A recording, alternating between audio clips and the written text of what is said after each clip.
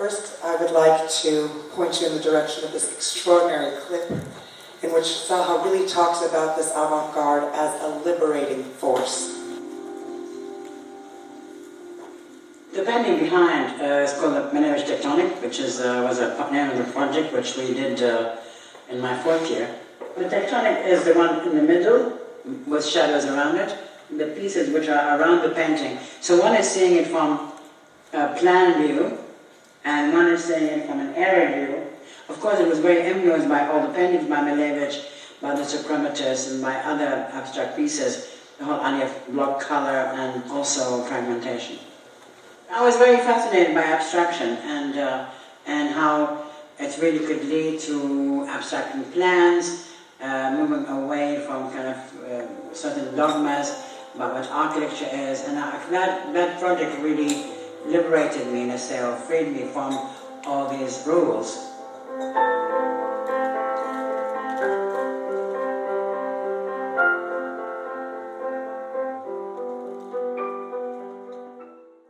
And I was completely mesmerized in the lecture to see these sketches from her notebooks. And it reminded me of an old interview I had done with her, where she explained the sketches to me. She said the sketches are interesting because they became a method. If I traced one layer to another on paper, it would give me the right degree of transparency, but it was also compressed, as in the fields of archaeology or geology. It was never anything like it was before. Zaha used drawing and painting to visualize her radical ideas of dynamism, of abstraction and fragmentation as tools to investigate and imagine her architectural project. Inspired by constructivism, suprematism and the early Russian avant-garde, she uses painting and drawing as a design tool and abstraction as an investigative structure. Her paintings and drawings were submitted to competitions, as you can see in the show, the seminal works, the Malevich Tectonic, the Irish Prime Minister's Residence, the Peak, the World, 89 degrees, and very importantly, what she calls the Big Bang moment. It is a perfect time for me and Hans Ulrich, of course, to pay tribute to new beginnings and to absent friends. Zaha, in her own words, sought to bring light and life to every building block of society. And she certainly has to this building, which today hosts the most extraordinary celebration of Zaha as the artist that she was. An artist who believed that architecture should make you feel good, that museums should be inclusive, and that art should be democratic and accessible to all. Today, all of this is made possible by Nadia Swarovski, treasured friend and collaborator who has made the impossible possible.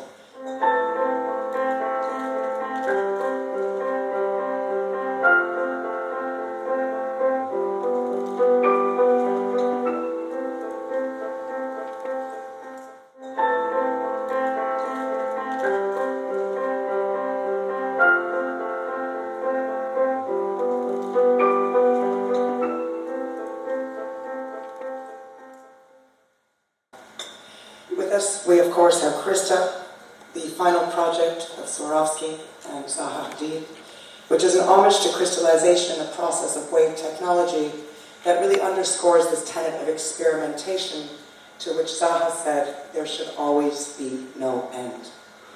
In that same spirit, of course, we have partnered with Google Cultural Institute, and we are proud to be sharing this exceptional experience with you through new and pioneering virtual reality technology, which is so extraordinary. Please, please don't leave here without seeing it, because it's been realized by the kinds of collaborations Serpentine and Ben Vickers, Zaha Hadid Architects, and Google Cultural Institute that allow us all to go further than we could ever go ourselves. As we all know, innovation didn't drive Zaha, Zaha drove innovation.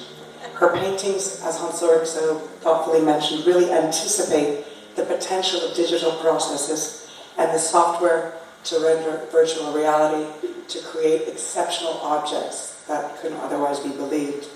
Zaha said, there are 359 other degrees. Why ever limit yourself to just one? I think on that note, we would never want to just limit this exhibition to London. In the words of Brian Clark, this would be just ridiculous. A word Zaha used often as we traveled from Baku to Beijing. And so we will share the experience, more about that later.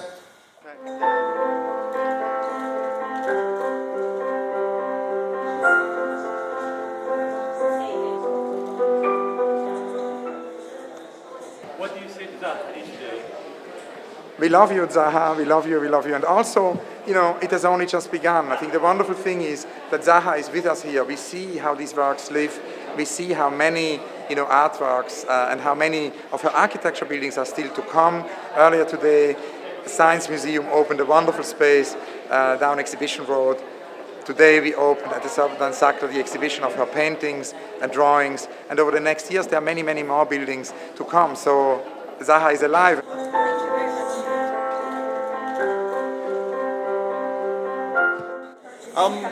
I think we'd like to thank her what she's been given to the world and is shown here, and she's truly missed. Zaha Hadid, thank you for being an inspiration to us and for encouraging us to imagine a world that we could all live in together. Maybe to end, I wanted to say that it has only just begun, because it's continuing and there are these amazing projects of Zaha being realized. We've seen this morning the amazing space in the Science Museum, and there are of course more than 30 projects the office at the moment is working on. So the work continues, and actually we got a message from the poet Etel Adnan, who told us Zaha Hadid is busy building houses for the angels. Thank you so much.